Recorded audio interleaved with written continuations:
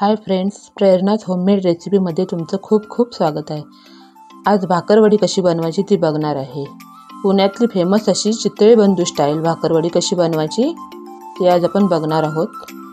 चला तर त्यासाठी काय साहित्य लागते ते बघू।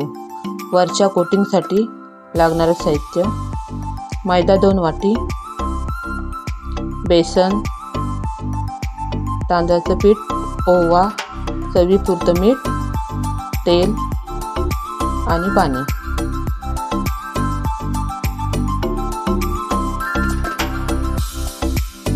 एक परात घेऊन त्यामध्ये हे सगळं साहित्य आपण मिक्स करून घेणार आहे। मैदा 2 वाटी घेतले, बेसन 1 वाटी, तांदळाचं पीठ अर्धी वाटी,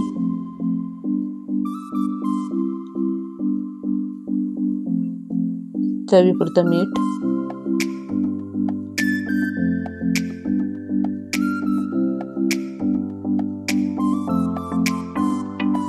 ओवा अर्धा चमचा। हातावरती चांगलं मळून घ्यायचं, असं बारीक करून घ्यायचं हातावरती।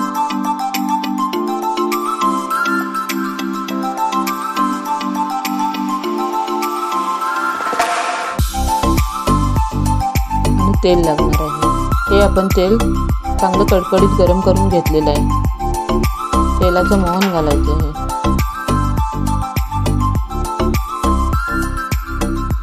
हे हाताने नाही चमच्यानेच मिक्स करून घ्यायचं।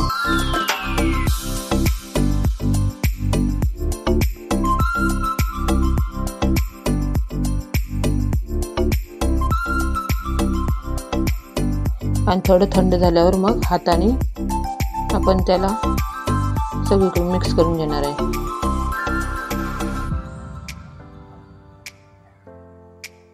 जेणेकरून हे तेल सगळ्या पिठाला लागलं पाहिजे।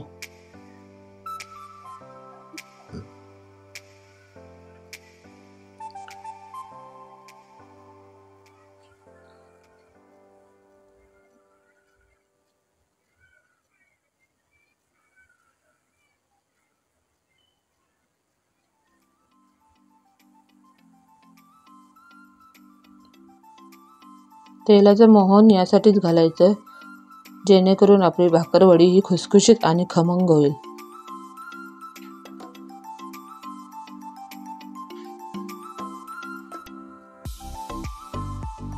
आता यामध्ये आपण थोडं थोडं पाणी घालायचं।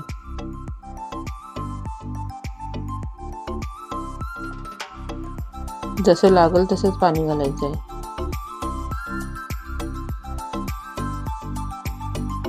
हे छान असं मळून घ्यायचं, घट्ट असंच मळून घ्यायचंय, पातळ मळायचं नाही।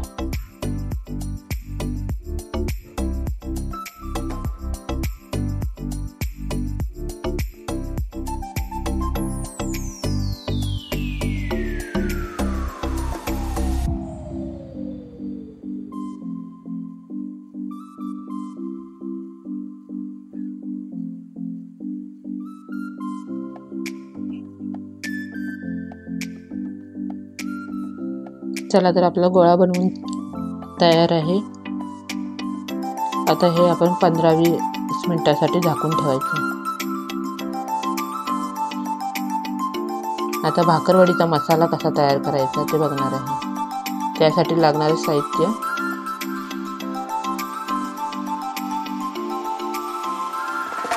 जिरं, बडीशेप, धने, पांढरे तीळ, खोबरं, खसखस, चवीपुरतं मीठ आणि साखर,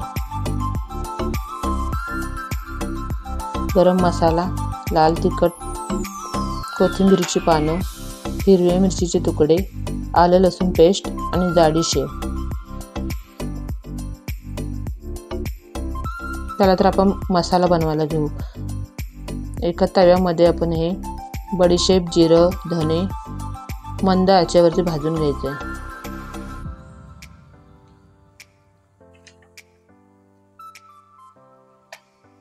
1-2 मिनिटात भाजून घ्यायचं आहे। भाजत आल्यावरती मग त्याच्यामध्ये आपण पांढरे तीळ आणि खसखस टाकून अर्धा मिनिट भाजून घेणार आहे.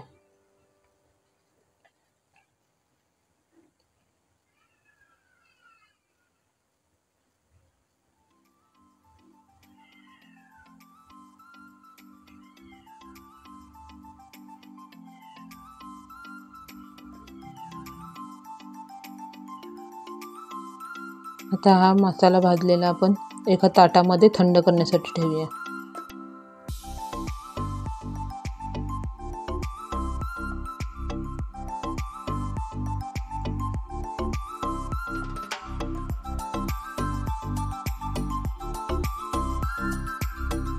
त्याचप्रमाणे मिरची पण आपण गरम करून घेणार आहे. ती पण थोडी कुरकुरीत झाली की आपण काढून घेऊ.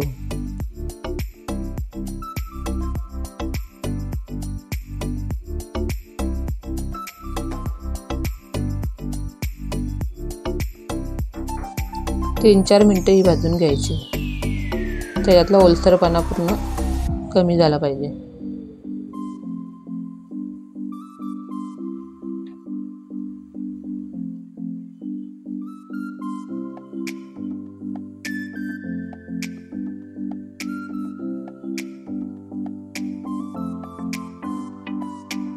आता खोबरं पण आपण भाजून घेणार आहे. खोबरं पण मंद आचेवरच भाजायचं आहे, म्हणजे एकसारखं ते भाजलं जाते. थोडा उशीर लागला तरी चालेल, पण मंद आचेवरती ते भाजून घ्यायचं. त्यामुळे त्याला असा कुरकुरीतपणा येतो. सोनेरी रंग येईपर्यंत खोबरं भाजून घ्यायचं.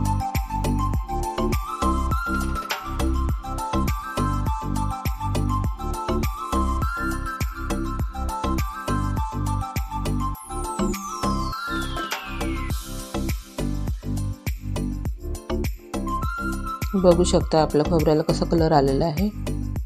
सोनेरी रंगाचा होईपर्यंत आपण भाजून घ्यायचे आहे. आता खोबरं पण आपलं एकसारखं भाजून झालेलं आहे.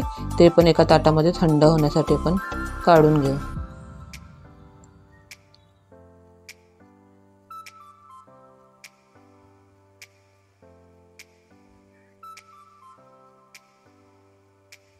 तसेच कोथिंबीर पण आपण गरम करून घ्यायची आहे. त्यातला ओलसरपणा पूर्ण काढून घ्यायचा आहे.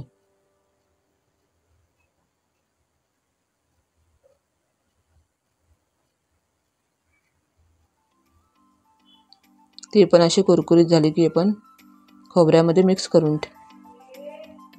घ्यायची.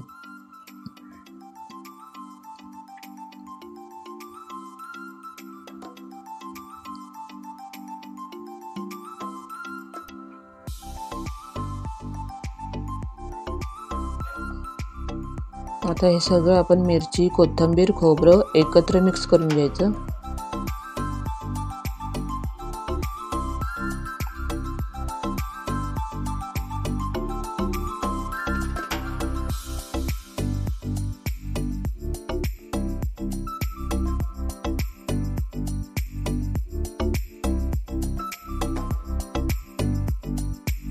आता हे आपण जरा थंड होण्यासाठी ठेवू.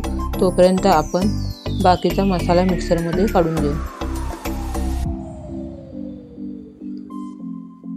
हा मसाला मिक्सरमध्ये 1 सेकंदच फिरवायचा आहे. जाडसर असा रवाळ झाला पाहिजे. एकदम बारीक करायचा नाही, नाही तर भाकरवडीला आपला टेस्ट छान येत नाही, चांगली होत नाही आपली भाकरवडी. म्हणून हे जाडच ठेवायचं. बघू शकता कसं रवाळ असा मसाला. त्यामध्ये आता आपण सगळं बाकीचं मिक्स करून घेऊ. भाजलेलं खोबरं,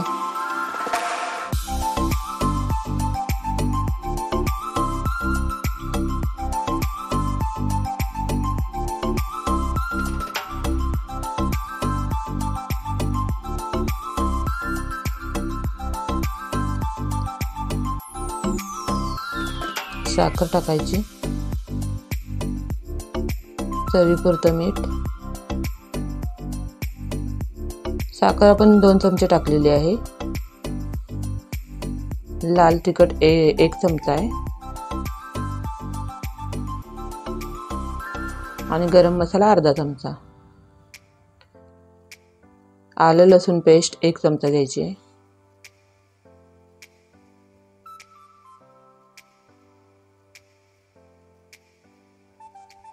आता यामध्येच थोडं आपण जाड शेव टाकायची आहे, ती थोडीशी मिक्स करायची आहे याच्यामध्ये आणि अर्धा सेकंदच आपण फक्त फिरवून घ्यायचं आहे, लावायचं आणि बंद करायचं.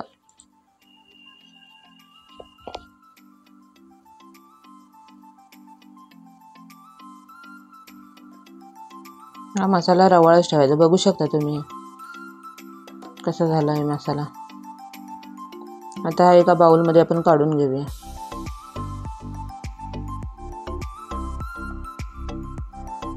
बघू शकता आपला मसाला कसा तयार झाला आहे तो. आता यामध्ये आपण जाड शेव टाकून मिक्स करून घ्यायचं.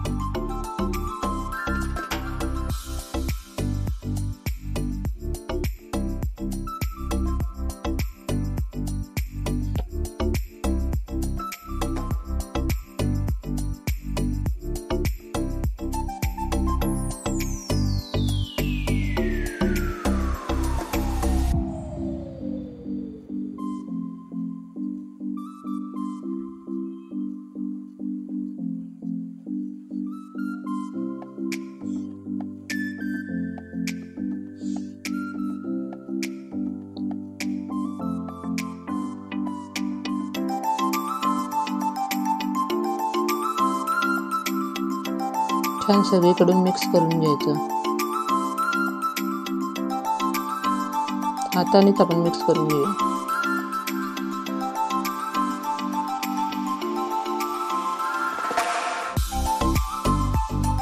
पाहू शकता आपला मसाला कसा झाला आहे भाकरवडीतला. खूप पण बारीक करायचं नाही, थोडा जाडच ठेवायचा. पाहू शकता तुम्ही.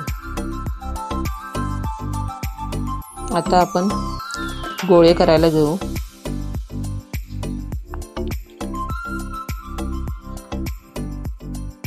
छोटे छोटे गोळे करून पोळी लाटून घेऊ.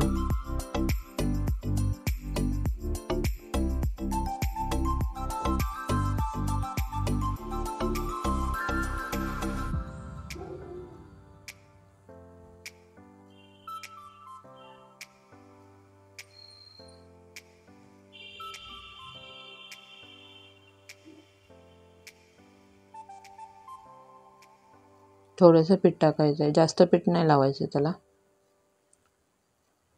तर पोळी लाटून घेऊ आपण.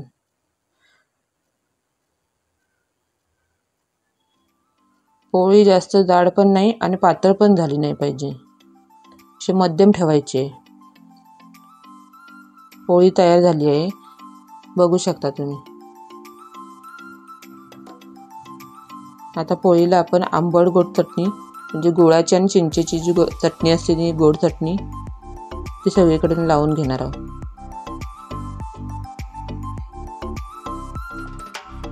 ही मी घरीच तयार केलेली आहे.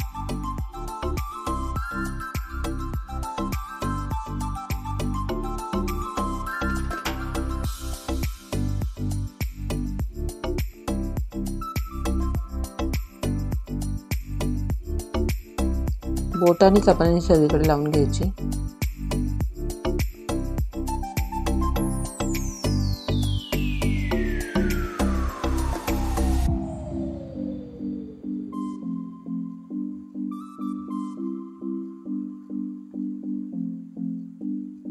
आणि त्यावर आपण भाकरवडीचा मसाला केलाय तो लावून घ्यायचा.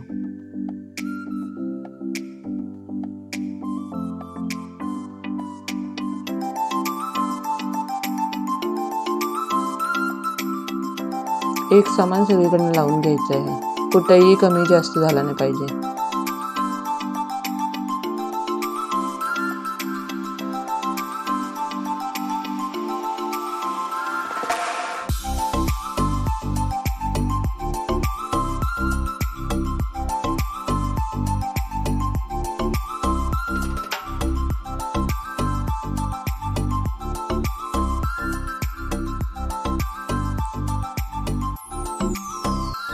वरून थोडंसं असं प्रेस करायचं.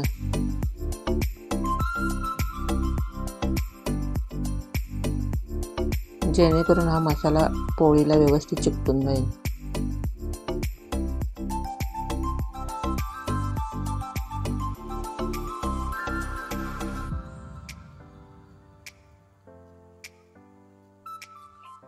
आता ही पोळी आपण रोल करून घ्यायची.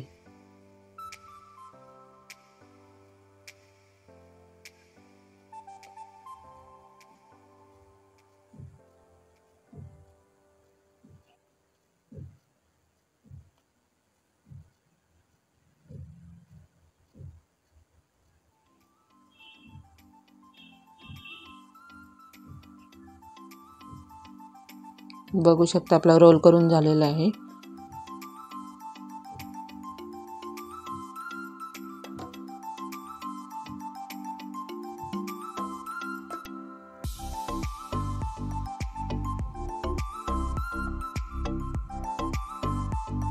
आता हे 2 बोटाचं अंतर ठेवून कट करून घ्यायचं, जेणेकरून आपली ही भाकरवडी एकसमान दिसली पाहिजे. तर 2-2 बोटाचं अंतर ठेवून कट करायचं.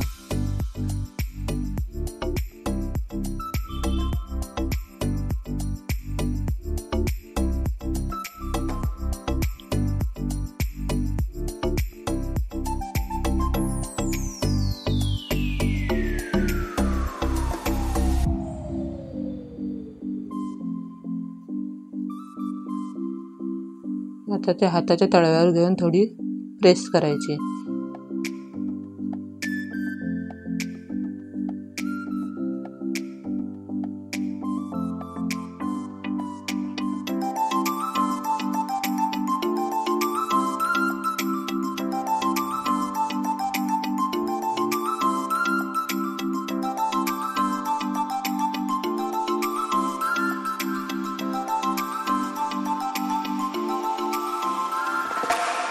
इथे आपली भाकरवडी कट करून झाली आहे. तशीच आपण दुसरी पण पोळी लाटून घेऊ.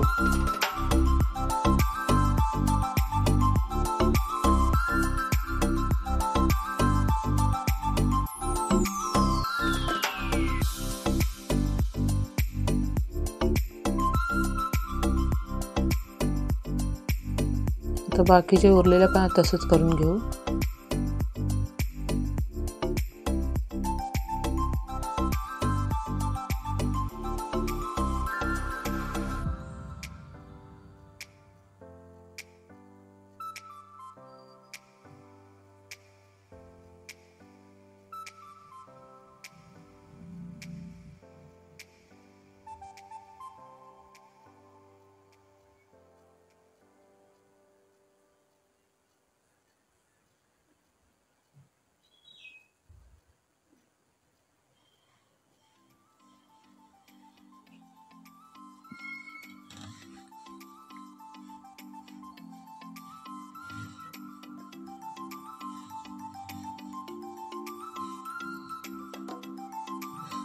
अशा प्रकारे आपण सगळ्या भाकरवड्या तयार करून घेतल्या आहे.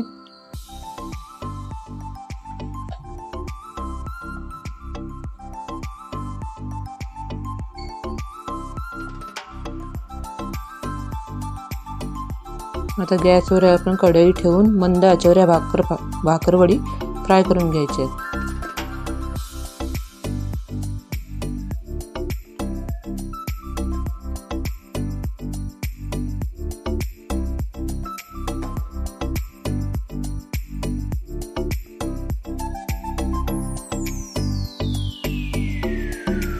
मी एकाच वेळी 10-12 सोडलेले आहेत त्याच्यामध्ये.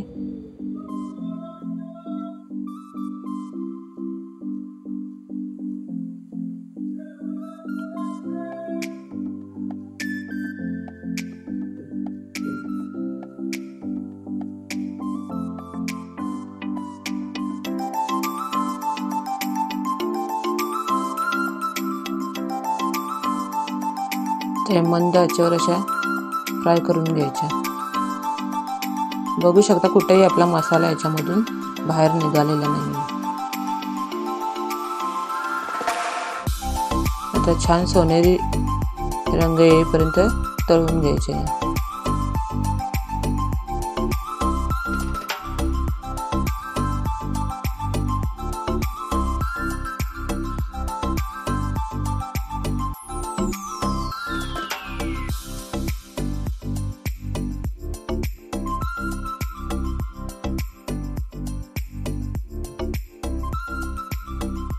बघू शकता कसा कलर आला आहे त्याला.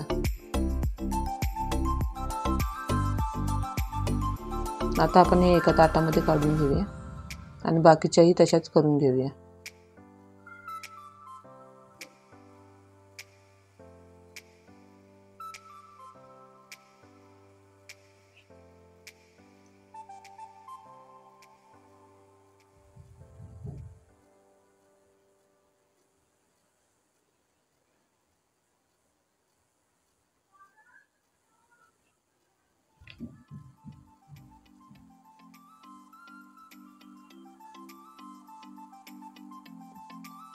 बघू शकता आपली भाकरवडी कशी झाली आहे.